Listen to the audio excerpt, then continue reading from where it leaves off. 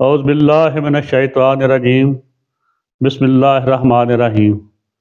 ناظرین اکرام، آپ کا میزبان ابن حسن آپ کو آپ کے عوامی یوٹیوب چینل پاکستان زندہ آباد میں خوش آمدید کہتا ہے۔ ناظرین اکرام، آج کل جو کچھ پاکستان میں ہو رہا ہے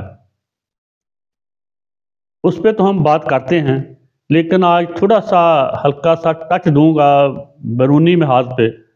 تو اللہ کا شکر ہے کہ جو خارجہ سطح پہ عسکری معاملات ہیں، دفاعی معاملات ہیں، اسٹریٹجک معاملات ہیں، ان میں کافی کچھ پاکستان نے حاصل کیا ہے، لیکن اندرونی طور پہ جو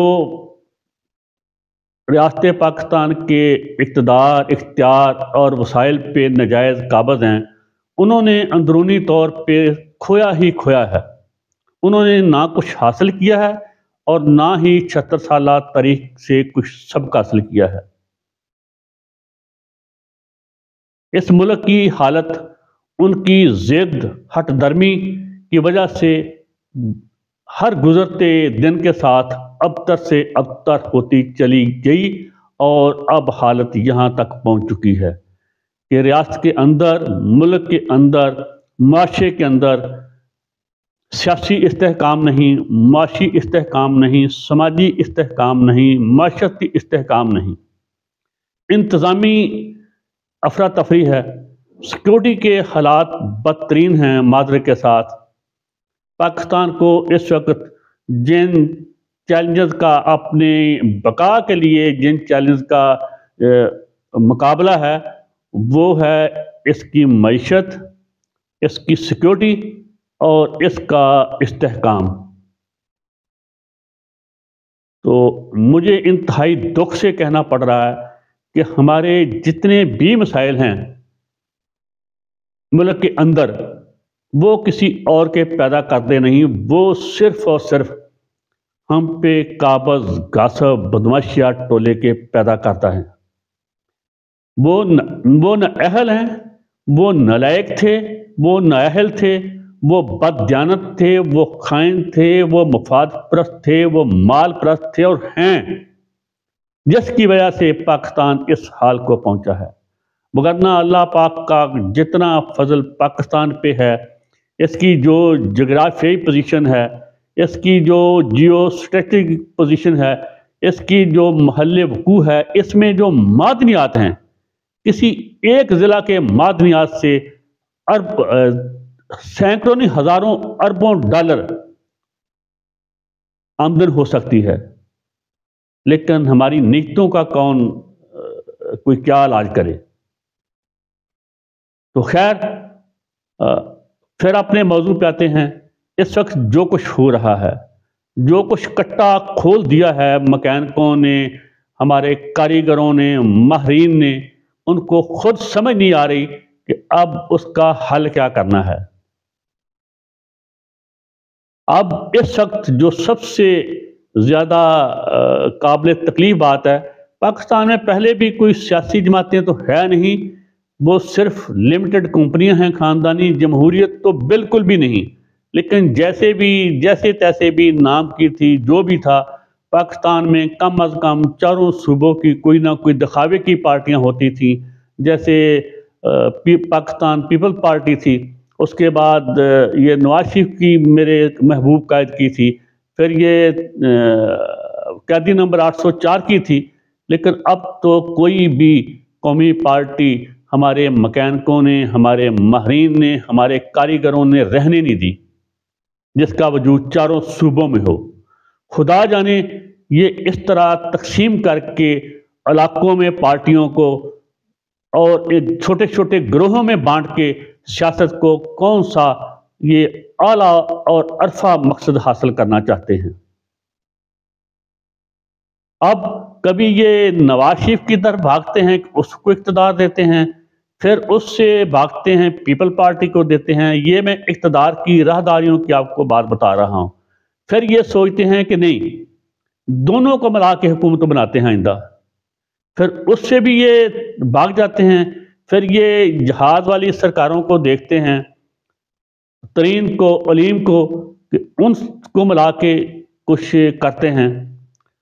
تو عرض کرتا چلوں پاکستان کی بیماریاں، اس کی تکالیف تو بے شمار ہیں، لیکن جس نے سیاست کا، انتظامی صورتحال کا، معیشت کا بیڑا غرق کیا وہ آپ کے سامنے رکھتا ہوں۔ وہ ہے الیکٹیبل سیاستدان اور ہماری بدماش اسٹیبلشمنٹ۔ جی ہاں، مجھے یہ کہنے میں کوئی باک نہیں، اب بھی فیصل آباد میں اور ارد گرد سے لوگوں کو گھروں سے اٹھایا جا رہا ہے، ان کا گھروں کا قیمتی سامان لوٹا جا رہا ہے، توڑا جا رہا ہے، خواتین کی بے حرمتی کی جا رہی ہے، لیکن میں جو بات کہوں گا سچ کہوں گا، ڈنکے کی چوٹ پہ کہوں گا۔ اور اب میرا موقف وہی ہے جو آج کل میرے لیے قابل صد احترام جوید ہاشمی صاحب کا ہے۔ باقی تو سب گندا دھندا چل رہا ہے، اور یہ ساری لمیٹڈ کمپنیاں، فضل الرحمان کی ہوں، آل شریفیہ کی ہو، آل زرداریہ کی، یہ اپنے ہاتھوں کو کاٹیں گے، یہ پاگل پن کی طرح اپنے آپ کو کاٹ کھایا کریں گے کہ ہم نے کیا کیا۔ وہ قیدی نمبر 804 کے ساتھ، اس کے ساتھ بدلہ لیتے لیتے ہم نے اپنے ساتھ کیا کر لیا، ان کو یہ وقت بتائے گا۔ صرف 5-7 سال کی بات ہے، 5-7 سال کا کھیل ہے، کھیل تو ختم ہو چکا ہے ان کا۔ 5-7 سال بعد میں ذمہ داری سے آپ کو بتاتا ہوں، کوئی بتا نہیں سکے گا کہ آل زرداریہ کے خاندانوں کے کیا نام تھے، آل شریفیہ کے خاندان والوں کے کیا نام تھے افراد کے، یا گجراتی چودھریوں مکینکوں کے جنہوں نے یہاں سب سے پہلے گندا دھندا شروع کیا تھا، طاقتوروں سے مل کے لوٹ مار کا، چوری چکاری کا، ہیرا پھیری کا، ان کا کوئی نہیں بتا سکے گا۔ فضل الرحمان کا نہیں بتا سکے گا، کسی کا نہیں بتا سکے گا کوئی۔ ان کے نام تک بھول جائیں گے۔ ان کے محلوں پہ دیکھنا وہ کتے جو ہے نا ایک ٹانگا ٹھا ٹھا کے پیشاب کیا کریں گے، ان کو کوئی دتکارنے والا نہیں ہوگا۔ اب تو ہزاروں کی تعداد میں ریاست کے خرچے پہ، ہمارے خون پسینے کے خرچے پہ ان کے گارڈ کھڑے ہیں، ان کے محلوں کے باہر، دیواروں کے باہر، اور وہاں سے کسی شریف آدمی کا گزرنا نامحال ہے۔ تو یہ ان کا وقت گزر چکا۔ ہاں، تو پاکستان کی سیاست کو، جمہوریت کو، انتظامی معاملات کو سب سے بڑی بیماری، سب سے بڑا جو گندا جراثیم ہے، جو گن ہے، جو وہ دیمک ہے، وہ یہ ہیں الیکٹیبل اور ان کے ناخدا اسٹیبلشمنٹ، جو ان کو بزور طاقت، بزور ہیرا پھیری کامیاب کرواتی ہے، اور اس کے ذریعے پھر یہ ہر پارٹی کو بلیک میل کرتے ہیں، اور بزور طاقت اپنی تلوار کی نوک کے ذریعے انتظامی معاملات رکھتے ہیں، عدالتی معاملات رکھتے ہیں، بیوروکریسی کے معاملات رکھتے ہیں، سیاست کے معاملات رکھتے ہیں۔ انہوں نے یرغمال بنا رکھا ہے 76 سالوں سے عموماً، اور ضیاء الحق کے دور کے بعد سے خصوصاً۔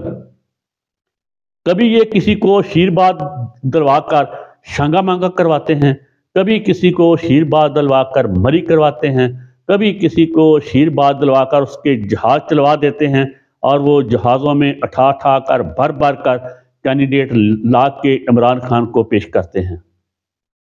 تو اب تو یہ گندا دندا ہو گیا ختم، اب یہ آگے انشاءاللہ العزیز چلنے والا نہیں۔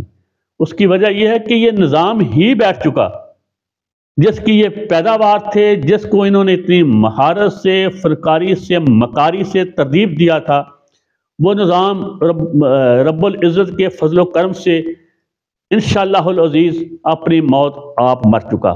اب تو اس کے جو بچے کھوتے در و دیوار ہیں وہ روز گرتے ہیں، کبھی وہ عدلیہ کی صورت میں، کبھی الیکشن کمیشن کے سیکرٹری کے استعفے کی صورت میں، کبھی کسی جج کے استعفے کی صورت میں، کبھی کسی اور صورت میں، اور استغفر اللہ، یہ بات مجھے کہنی نہیں چاہیے، لیکن یہاں تک نوبت پہنچ چکی ہے کہ کل انہوں نے اسلام آباد کی یونیورسٹیوں کو بند کر دیا ہے تخریب کاری کے اور دہشت گردی کے خطرے کے پیش نظر۔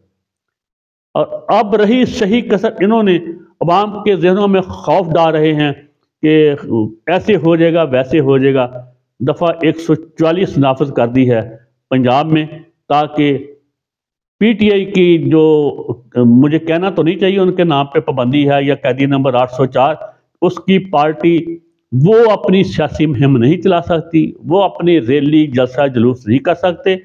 باقی میرے قائد محبوب قائد نواز شریف کو، پیپل پارٹی کو پوری آزادی ہے، ریاستی سپورٹ ہے، حکومتی سپورٹ ہے، یہاں چاہیں ریلی کریں، یہاں چاہیں جلسہ جلوس کریں۔ اگر ان کے ساتھ تمام جماعتوں کے ساتھ پاکستان کی کل آبادی کا حصہ ہے تو وہ میں اس میں بھی تھوڑا سا ان کو رائے دے رہا ہوں، 20% سے زیادہ نہیں، 80% لوگ یہ مکینکوں، کاریگروں، ماہروں کے ان کی ہیرا پھیریوں سے، ان کی مکاریوں، چلاکیوں سے، چیرہ دستیوں سے تنگ آ کر ان سے بھی نفرت کرتے ہیں۔ ان کے آگے پیش کیے گئے پپٹ جو یہ پتلیاں ہیں ان سے بھی نفرت کرتے ہیں۔ وہ میرے قائد نواز شریف صاحب ہوں، وہ مرشد زرداری صاحب ہوں، فضل الرحمان صاحب ہوں، وہ چودھری شجاعت صاحب ہوں، پاکستان کے اسٹیفن ہاکنگ، تو ان سب سے لوگ نفرت کرتے ہیں اور ان کے سرپرستوں سے بھی نفرت کرتے ہیں۔ عمران خان سے لوگوں کو اتنی محبت نہیں جتنی آپ سے سب کو نفرت ہے جن کے میں نے نام گنوائے ہیں۔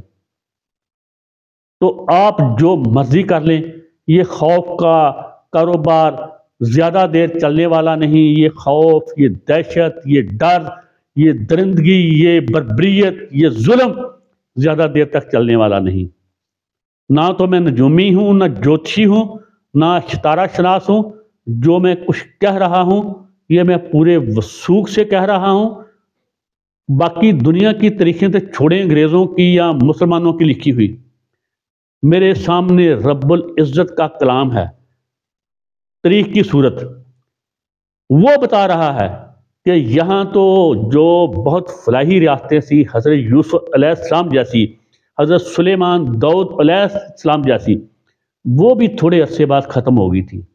اور تو اور جسے ہم ریاست مدینہ کہتے ہیں، خلفائے راشدین کہتے ہیں، وہ بھی 20-25 سال سے زیادہ نظام نہ چل سکا۔ اس کی وجوہات بہت سی اور بھی تھی۔ تو یہ ظلم کا نظام کیسے سدا چلے گا جو 76 سال سے یہاں جاری و ساری ہے؟ اس کا خاتمہ بھی رب العزت نے لکھ دیا، حرف آخر ہو چکا، نظام گر چکا، نظام کے حواری اب ذلیل و خوار ہوں گے۔ جتنا بھی اس کو سپورٹ کریں گے، سنبھالنے کی کوشش کریں گے، وہ انشاءاللہ العزیز وہ ذلیل و خوار ہوں گے، ان کا انجام بدترین ہوگا اور تاریخ میں ہمیشہ ان پہ لعنت پڑتی رہے گی۔ باقی رہے نام اللہ کا۔ پاکستان زندہ باد، پاکستانی محب وطن عوام زندہ باد، بدماشیہ مردہ باد۔ اللہ حافظ۔